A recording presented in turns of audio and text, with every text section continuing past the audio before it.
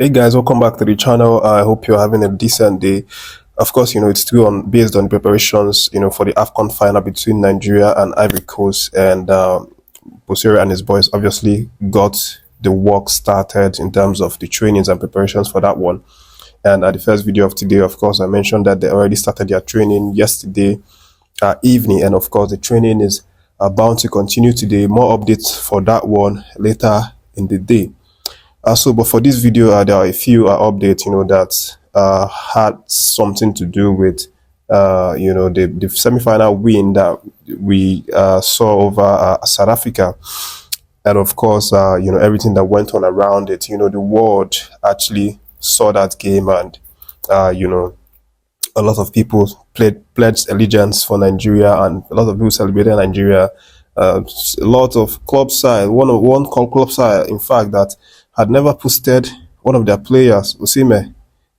Napoli actually, posted Osimhen after that victory, which is a little bit of shock, because I remember I mentioned in one of the videos how Napoli had sort of abandoned Osimhen when other, club sides were celebrating their Nigerian players, posting them on their social media handle and all of that. Osimhen's Napoli didn't do that, but after that semi-final win, we started to see something like that. But I'll just start with the update regarding Stanley Nwabali. And of course, if you follow one of my previous videos, you would know that I mentioned that his club side, the chairman of his club side, CVW Mpengesi, obviously, leading to that South African game, he came out with an official document, press release, where he was openly wishing Stanley Nwabali and Nigeria success, ahead of their South African game, which was really weird because he is a South African man, and, it was kind of awkward for him to support Stanley and Nigeria over South Africa. But of course, he was for business purposes, and it paid off. We won that game, and of course, he's now sent another release, officially congratulating Stanley Nwabali for progressing with Nigeria and for the heroic saves that he did and all of that, add up to announce their club, Chippa Utd, to the world and all of that. I definitely know that, this is just business strategy, marketing strategy from the chairman of Chippa Utd. Of course, he wants huge cash or huge bids to start coming in for Stanley Nwabali, to potentially make a lot of money off of him. To be honest, we do appreciate his support and his well wishes for Stanley Nwabali, because we are definitely going to need that heading into the final. So, but that's that on that front. I'll go to the next update, which is the fact that our main man in the defense, not our main man actually, but the deputy, but also a very strong man. I'm talking about Ajayi, was reportedly, taken for a random doping test after the South African game. Of course, you know that Ajayi has been a top performer for Nigerian Super Eagles this Afcon. He's in fact been the only player who hasn't missed a single minute, playing the whole of the minutes, 570 total minutes of the Afcon so far, and he's been incredibly,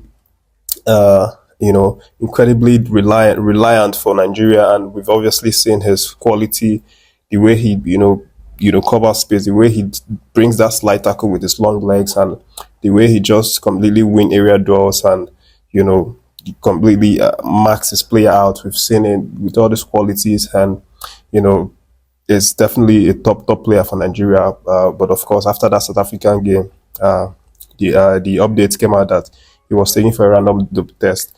But of course, the result hasn't been out. But obviously, we know our players, very reliable players, very professional players. They show the stuff that they're actually made of naturally, and when they show these things, people start to want to actually check and be sure that, okay, this guy is real, this guy is natural. But definitely, nothing to fear about that one. I don't fear whatever about that one. But I'll keep my eyes peeled. If the test result come out, I'll definitely update it with a video or on the community tab. Now to the next update, guys. The South African coach is actually in the news, and what he's now said is that he feels very bad. Obviously, he feels that his team, the South African team, played one of their best games. Remember, leading to that match, We talked about how he said, or how he admitted, that South Africa had their worst performance, or had the worst performance of the whole Afcon against Cape Verde, which was in the quarterfinals. But of course, after that game against Nigeria, he said that he's so proud of his team. He sees them as a winner, as winners, in each in themselves, because of how they performed. Even though they lost the game, he says that he feels that they deserve to win. They should have won the match. And he compares it with the Cape Verde game. He's like, when his team obviously played the worst against Cape Verde, they won. And when they played the best against Nigeria, they actually lost. Crazy, but that's how football works. Sometimes you're, playing your best football and then you lose in the end. Sometimes you're playing your worst football, but you're rewarded with the win, which was exactly what the South African, side had to experience, according to the coach. But in my opinion, I felt Nigeria deserved the win more than South Africa, of course. It's not only in the 90 minutes. If you check what we did, what the heroics that our goalkeeper pulled up that night in the penalty shootout, you obviously know that Nigeria deserves it. But of course, Peseiro also shared his opinion. He felt, South Africa really played well. He felt that, they had the best of his tactics. He even felt that they neutralized his, strong tactics that he has been using as a fortress, which of course is a hint that Peseiro might actually, think of changing formation maybe for the finals. But let's see how that one turns out. But he has full, praise, full, respect for the South African team for how they played on the night. But of course, he feels that Nigeria deserves the win. He feels that the win, South Africa also, deserve a little bit of something, but you can only get one winner. So therefore, the best team obviously has the win, which is Nigeria. I'll just leave that one and go and tell you the last update, which of course involves the celebrations, coming over from across the world for Nigeria in that semi-final. You probably would have seen it. I posted a few of those in the community tab. But it's worthy to mention that, Osimhen's club side, Napoli, actually, posted him on their socials after that South African victory, which is very shameful, of course, because you've abandoned this guy throughout the campaign, and obviously when he's in the semi-finals, winning the semi-finals, going into the final, that's when you realize that you have a man, a striker that you have to post. And trust Nigerians now. Nigerians went to, social media and lambast Napoli for doing something like that and all of that. But, it's just so childish what Napoli does sometimes, what these clubs does sometimes. They don't really get behind their players a lot. Even though you guys have some sort of issue, you have to support your player as a player. It's just like your child is your child, as a father or as a mother, your child is your child. Whether they are misbehaving or not, they are definitely always your child. You're going to have their back, whatever happens.